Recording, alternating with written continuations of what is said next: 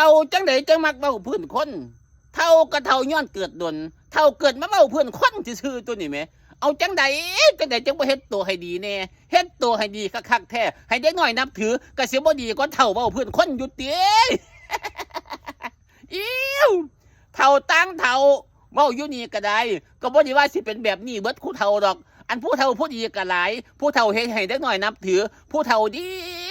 ผู้เฒ่าที่มีคุณงามความดีผู้เฒ่าที่บ่ปากบ่เว้าผู้เฒ่าที่บ่เว้าเพื่อนคนผู้เฒ่าที่อยู่ซื่อสอนเด็กน้อยบอกเด็กน้อยอบรมเด็กน้อยเฒ่าแบบนี้ก็มีหล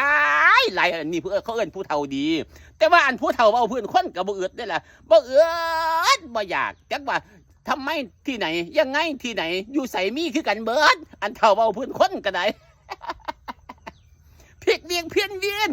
สิกเงียนเทียนเงียนจังสั่นจังสีเอาความผู้นั้นเว้ามาเว้าให้ผู้นี้ฟังเอาความผู้นี้ไปเว้าให้ผู้นั้นฟังเอามองหันมาเว้ามองนี้เอามองนี้ไปเว้ามองหันปี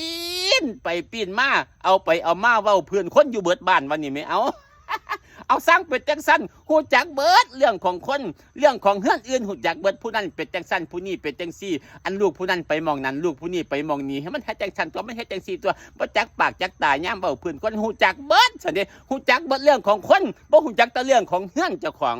เรื่องของเจ้าของเรื่องของเฮือนเจ้าของบ่จักดอกครอบครัวเจ้าของอันดีหลายดีเบิดจังสันจังซี่ลูกข่อยดีหลานข่อยดีไปจังสันจังซี่ได้อันนั้นอันนี้มาดีบอกสอนก็ง่ายบักหลาบักคับลูกชายข่อยดีคือหยังนิดตัวถ้าเฮือนข่อยลูกข่อยหลานข่อยดีเบิดถ้าเฮือนเพิ่นดีก็ให้มันดีแต่เฮือนเจ้าหั่นล่ะเฮือนผู้อื่นเขาให้มันชั่วเบิดนั่นล่ะ เอาไปจังซั่นเด้เฮือนเจ้าของดีเบิ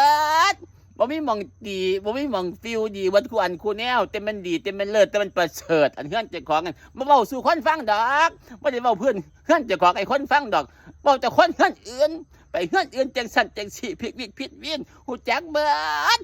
ดเรื่องของคนเฮือนอื่นเว้าแท้ดอกบ่ดีแท้ดอกเฮือนอื่นน่ะบ่ดีจักเม็ดให้มันดีในเฮือนเจ้าของนั่นล่ะเฮือนอื่นนี่ชั่วเบิดซะ เอาไปจังสั้นเท่าบางคนก็เป็นแนวนี้อีหลีพลิกเวียนผิดเวียนแต่ตัวตื่นเนี่ยเมื่อสามารถไปเอามองนั้นมาเอามองนี้เอามองนี้ไปเอามองนั้นเว้าปีนไปปีนมาใส่ว่าสั่นใส่อารมณ์ใส่หูใส่ตาแต่ว่าเป็นจังไดเฮ็ดคือได้เพิ่นย่ำเว้าจังซั่นบ่จักปากจักตาบ่จักไม่จักมือเว้าซื่อๆก็บ่คือยันคนบ่เชื่อ ใส่หูใส่ตาใส่ปากใส่มือข้ามแอวพลิกเวียนเพี้ยนเวียนพร้อมได้ล่ะแต่เพิ่นเนี่ยเอาคือจะไม่เฮ็ดคือเถอะเนาะเฮ็ดคือคันบ่เฮ็ดคือปานนี้คนก็บ่เชื่อนะคันอยู่ซื่อเฮ็ดให้คนนับถือก็สิบ่ดีอยู่ติข่อยว่าเนาะ